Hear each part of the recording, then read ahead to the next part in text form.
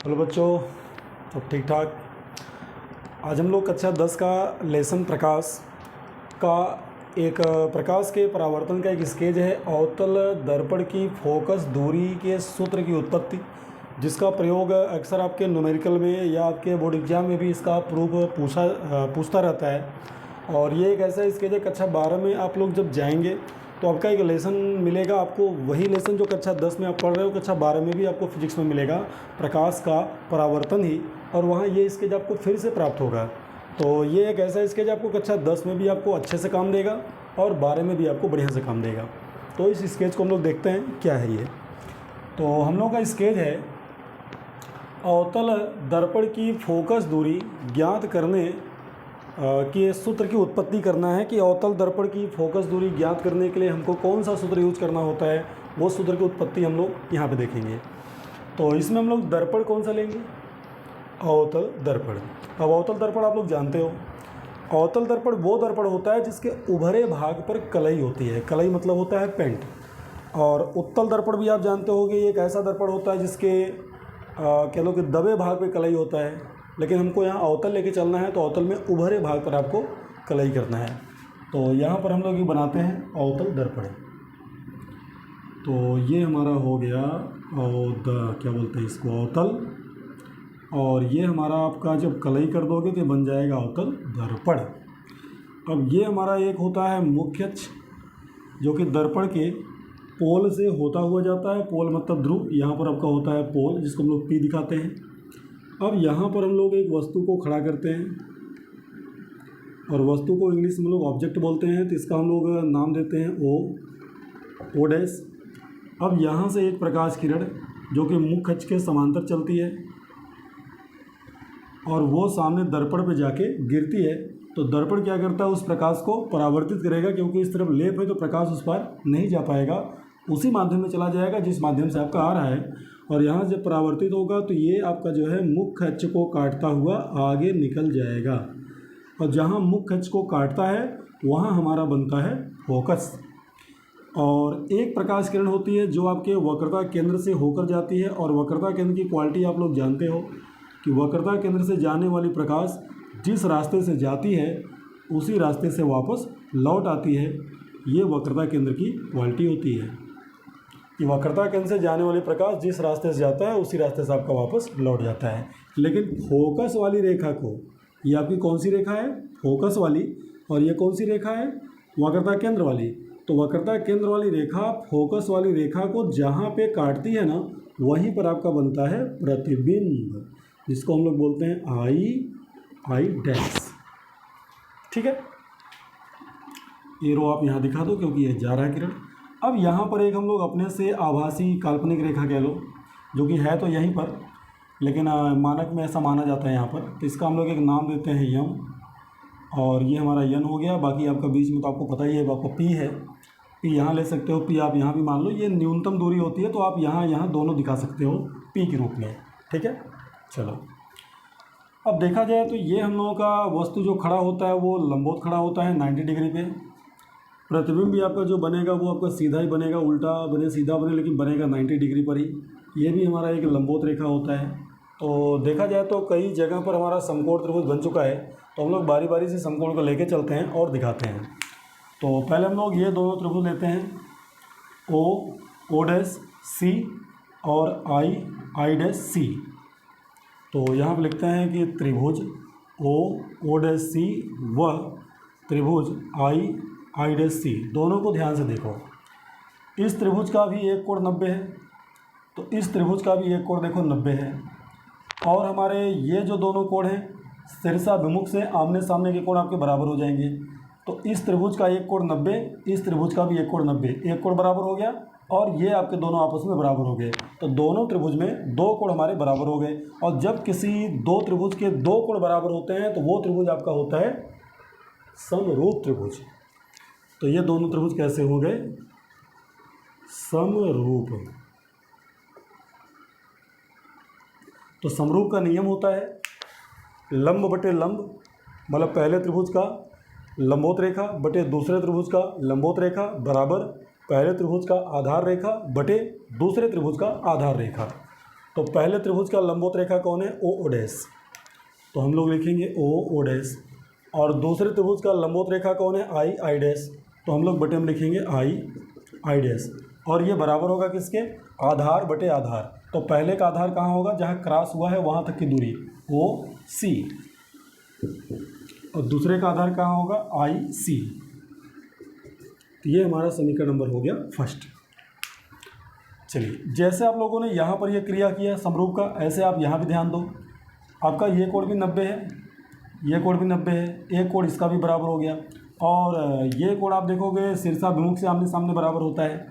तो इन दोनों त्रिभुजों में भी आपका दो कोण बराबर हो चुका है, एक 90-90 बराबर है और एक आमने सामने का बराबर है। तो ये दोनों त्रिभुज भी कैसे हो गए? समरूप। तो पहले त्रिभुज का नाम हो जाएगा आई डैश, और कौन? एफ। व दूसरे त्रिभुज का नाम क्या हो जाएगा? एम, इसको आप पी ही मान लो, एम पी एफ, त्रिभुज एम पी एफ।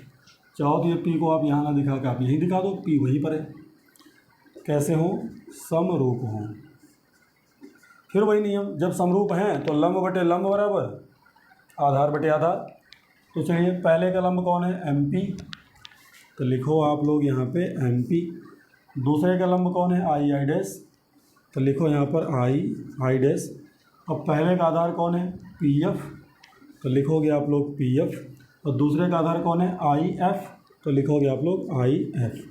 तो आप ध्यान दोगे तो हमारा ये ओ डैश एम पी एक आयत के जैसा दिख रहा है। तो आमने देखो, ये दोनों आपके समांतर हैं, तो जब ये दोनों समांतर हैं तो जितना ऊंचाई का ये होगा, सामने वाला भी उतना ही ऊंचाई का होगा। तो ये और ये दोनों आपस में बराबर होंगे। तो कौन कौन बराबर होगा? आपका ओ डैश बराबर होगा किसके? एम पी के। तो हम लोग यहाँ एम पी को हटाकर क्या प्रयोग कर देंगे? ओ डैश, और बटे क्या रहेगा? आई डैश बराबर आपका पी एफ बटा आई एफ। समीकरण नंबर आपका ये सेकंड हो गया।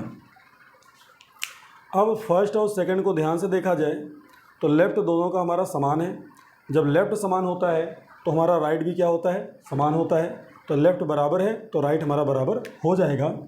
तो यहाँ हम लोग लिखेंगे समीकरण फर्स्ट व सेकंड से। तो जब राइट को आप बराबर करेंगे तो आएगा ओ सी बाई आई सी बराबर P F by I F. ठीक है, क्योंकि लेफ्ट हमारा समान है तो राइट भी हमारा समान हो गया। थोड़ा यहाँ पर आते हैं, ये आपने क्या रखा है? वस्तु। तो वस्तु की दूरी हमारी क्या होती है? ओ, और सारी दूरी हम लोग प्रकाशीय केंद्र से मापते हैं। ये क्या है हमारा? वक्रता केंद्र। तो वक्रता केंद्र की दूरी होती है वक्रता त्रिज्या आर। ये क्या हमारा है? फोकस। तो फोकस की दूरी हमारी क्या होती है? एफ। ये क्या बना है? प्रतिबिंब, और प्रतिबिंब की दूरी हमारी होती है वी। इसको आप लोग दर्शा सकते हो, और दर्शा दिए हो तो आप लोग यहाँ पे आओ। अब इसमें जो आपको ये चारों दिख रहा है ना, तो आप ये देखो कि फिगर में हमें इन चारों में से किसका मान मालूम है और किसका नहीं मालूम है। जिसका मालूम है उसे आप छोड़ो, और जिसका नहीं मालूम है उसे आप तोड़ो। समझ रहे हो? जिसको जो मालूम है वो छोड़ो, जो नहीं मालूम है तोड़ो। ओ सी, ध्यान से देखो ओ सी कहाँ है?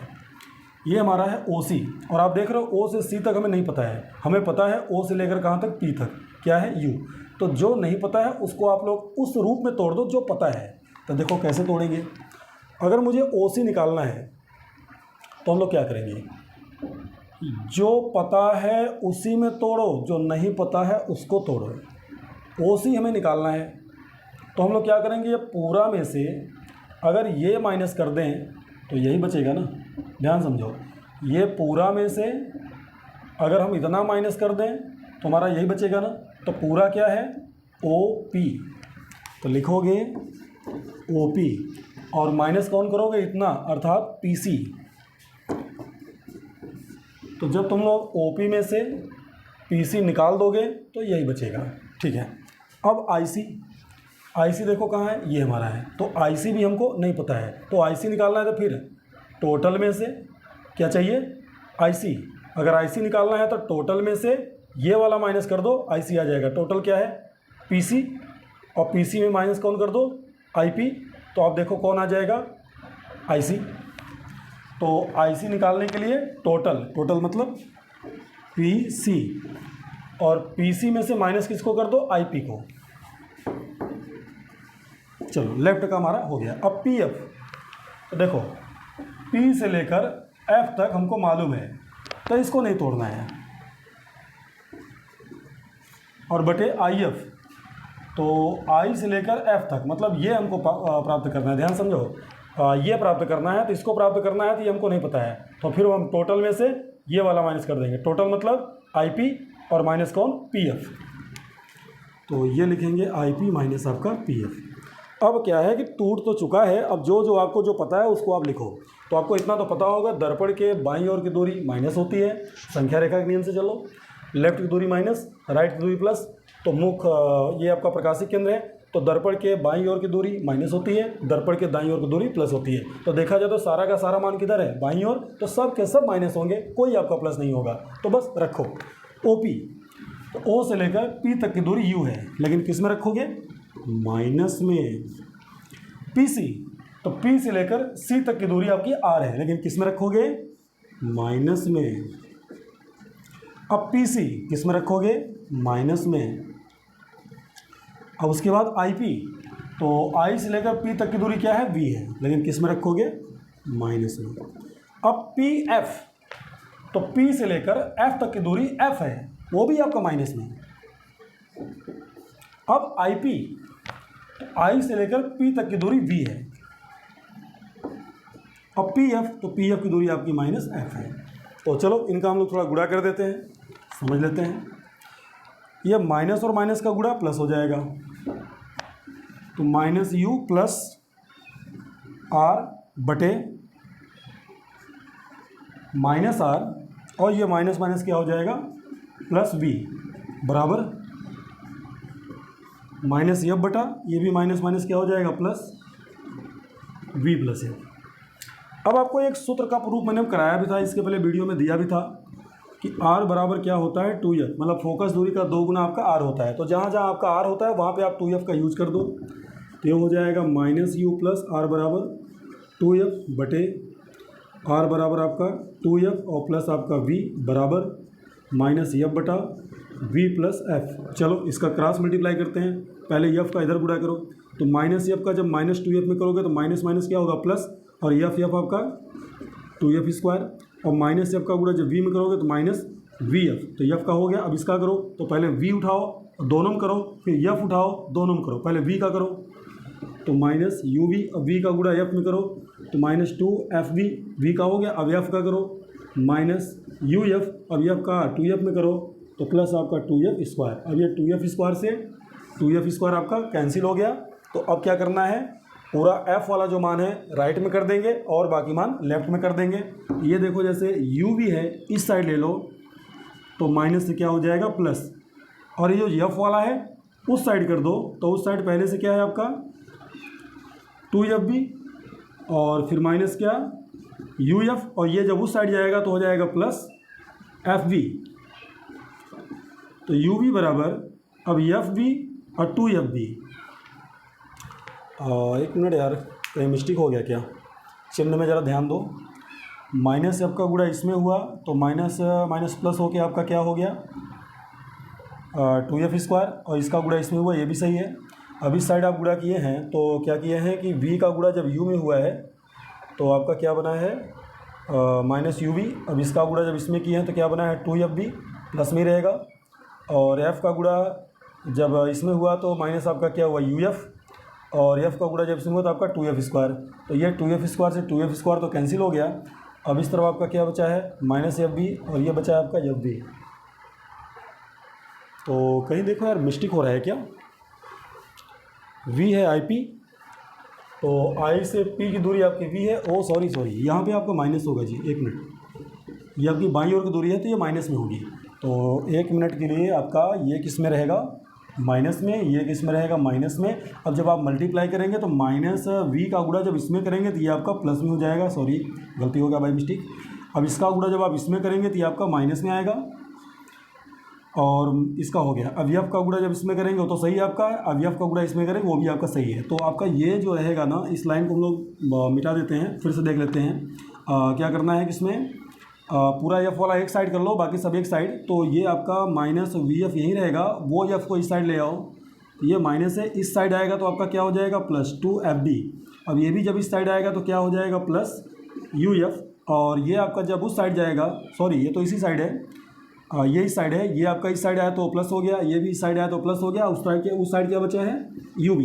अब देखो 2FB में से FB घट जाएगा तो क्या बचेगा FB और प्लस आपका UF बराबर आपका UV। अब इसमें से आपका F क्या दिख रहा है कॉमन, तो अंदर V प्लस क्या बचा U बराबर UV। तो आप ऐसा करो UV को इस साइड ले आओ और F को उस साइड ले जाओ, तो UV जब इस साइड आएगा तो V प्लस U बटा UV और वहाँ एक बचा, और F जब उस साइड जाएगा तो एक बटा क्या हो जाएगा F। अब इसका अलग अलग भाग दे दो, तो V बटा UV प्लस U बटा UV बराबर एक बटा F।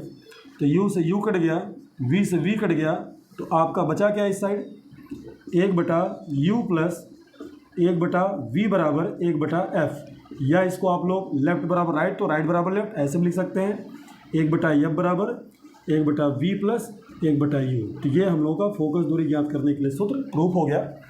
और इस प्रकार बहुत आसान तरीके से आप लोग जो है इसकी सूत्र को उत्पत्ति कर सकते हो। तो अब हम लोग मिलते हैं उत्तल दर्पण के लिए अगले वीडियो में। Thank you.